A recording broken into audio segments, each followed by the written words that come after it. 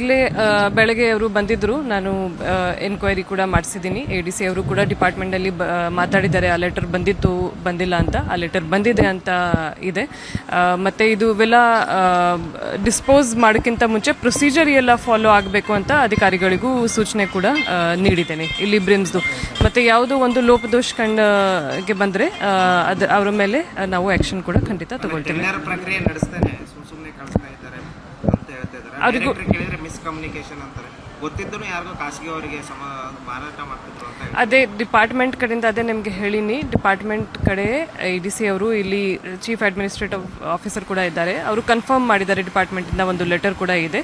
ಮತ್ತು ಅವೆಲ್ಲ process follow ಮಾಡಿನೇ ಮಾಡಬೇಕು. ಈ ಥರದ್ದು ಈಗಾಗಲೇ ಯಾರೊಬ್ಬ ತಪ್ಪು ಮಾಡಿದರೆ ಅವ್ರ ಮೇಲೆ ಆ್ಯಕ್ಷನ್ ನಾವು ತಗೊಳ್ತೀವಿ ಗೊತ್ತಿತ್ತಂತೆ ಮೇಡಮ್, ಇಲ್ಲಿ ಅಧಿಕಾರಿಗಳಿಗೆ TS ಅವರಿಗೆ ಆಕ್ಷನ್ ತಗೊಳ್ತೀವಿ ಏನೋ ತಪ್ಪಾಗಿದ್ರೆ. ನಾನು ಅದೇ ನಿಮ್ಗೆ ಡಿಟೇಲ್ ಆಗಿ ಹೇಳಿನಿ. ಯಾರೊಬ್ಬ ಚೆಕ್ ಮಾಡಕ್ಕೆ ಅಂತಿದ್ದಾರೆ ಮೇಡಮ್, ಡೈರೆಕ್ಟ್ 3-4 ಗಾಡಿ ಹೋಗುತ್ತೆ, ವಾಪಸ್ ಒಂದು ಗಾಡಿಯಲ್ಲಿ ಇರೋದನ್ನೆಲ್ಲ ತಂದು ಇಡ್ತಾರೆ. ಮಿಕ್ಕಿದ್ದನ್ನ ಅಂದ್ರೆ ವೇಟ್ ಚೆಕ್ ಮಾಡಿ ಅಲ್ಲೇ ನಿಮ್ಗೆ ಈಗಾಗಲೇ ಹೇಳಿನಿ. ಎನ್ಕ್ವೈರಿ ಮಾಡಿಸ್ತೀವಿ. ಡಿಪಾರ್ಟ್ಮೆಂಟ್ ಲೆಟರ್ ಬಂದಿದೆ. ಡಿಪಾರ್ಟ್ಮೆಂಟಿಂದ ಲೆಟರ್ ಬಂದಿದೆ, ಕನ್ಫರ್ಮ್ ಆಗಿದೆ. ಏನೋ ತಪ್ಪಾಗುತ್ತೆ ಅಂತ ADC ಅವರು ಚೀಫ್ ಅಡ್ಮಿನಿಸ್ಟ್ರೇಟಿವ್ ಆಫೀಸರ್ ಎನ್ಕ್ವೈರಿ ಕೂಡ ಮಾಡಿಸ್ತಾರೆ. ಏನೋ ಒಂದು ಲೋಪದೋಷ ಕಂಡಕ್ಕೆ ಬರ್ತಿದ್ರೆ we will definitely take action.